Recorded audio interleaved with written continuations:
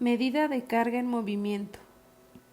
¿Cómo vamos a medir la cantidad de carga eléctrica sobre una partícula móvil?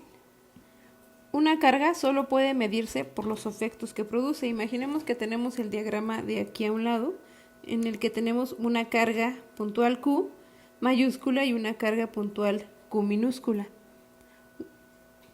Así, una carga puntual Q mayúscula que está en reposo puede medirse determinando la fuerza que actúa sobre una carga de prueba Q minúscula separada una cierta distancia R. Esta es la base de la ley de Coulomb.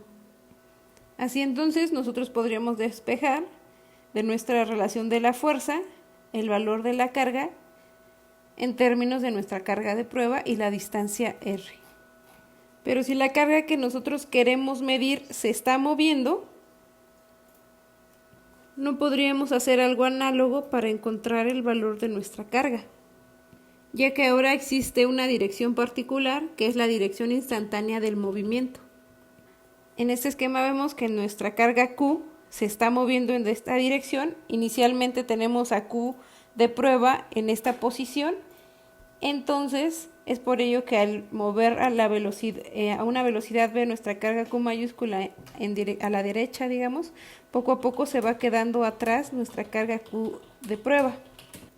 En este ejemplo, como nosotros sabemos que la fuerza sobre la carga de prueba Q depende de la dirección de Q mayúscula a Q minúscula, además de la distancia entre las dos cargas para diferentes posiciones de la carga de prueba, nosotros observaríamos distintas fuerzas, F1, F2 y F3, en este ejemplo, de donde nosotros obtendríamos diferentes valores de la carga asociado a cada una de las fuerzas, lo cual es una contradicción, ya que Q es invariante.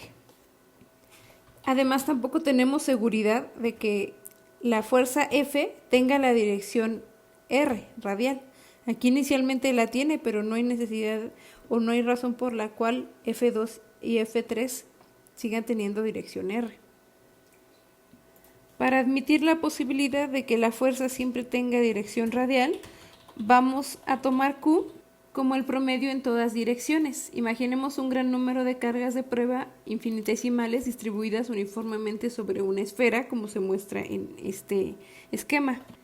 Así, en el instante en el que la carga móvil, la carga Q, pasa por el centro de la esfera, se mide la fuerza sobre cada carga de prueba y el valor medio de los módulos de esas fuerzas se utilizará para calcular Q. Ahora, en el instante T, las cargas de prueba están en la esfera en reposo. Recordemos entonces que la fuerza dividida sobre Q por definición nos da el campo eléctrico. Esto nos sugiere que más que la ley de Coulomb, usemos la ley de Gauss como una forma más natural para definir la cantidad de carga para una partícula cargada que está en movimiento, o en su caso para un conjunto de cargas móviles. A la integral de superficies sobre nuestra superficie S en un instante t la denotaremos como la integral de S de t E punto de A. Esta superficie S está referida a cierto sistema coordenado de referencia F, del marco de referencia F, y el campo eléctrico en un punto X, Y, Z en un instante T en el marco de referencia F se mide por la fuerza sobre una carga de prueba en reposo en el marco de referencia F. Como la integral de superficie se ha determinado en un instante t, los valores del campo que se utilizan son los que se han medido simultáneamente por observadores, todos en un instante t en la superficie S, lo cual no representa ninguna dificultad, ya que nuestra superficie S es estacionaria para un instante t en el marco de referencia F. Así, con lo anterior de la ley de Gauss, en nuestra superficie S en el instante t, la cantidad de carga en el interior de nuestra superficie S es igual a 1 sobre 4pi por epsilon 0 por la integral en nuestra superficie en el instante t del campo eléctrico punto de A. Nosotros sabemos que para el caso de una carga estacionaria, el valor de Q no depende de la forma o el tamaño de la superficie. Esto es lo que ya hemos estudiado como la ley de Gauss. Pero ¿cómo sabemos que la ley de Gauss se cumple cuando las cargas son móviles, cuando las cargas están en movimiento? Es un hecho experimental que la ley de Gauss se cumple también para cargas en movimiento. De esta forma vamos a poder definir nuestra ecuación 5.2 como la cantidad de carga en una región o en una partícula, y esto tendrá un significado perfectamente definido incluso si la carga está en movimiento. Resumamos estas cuestiones con un ejemplo.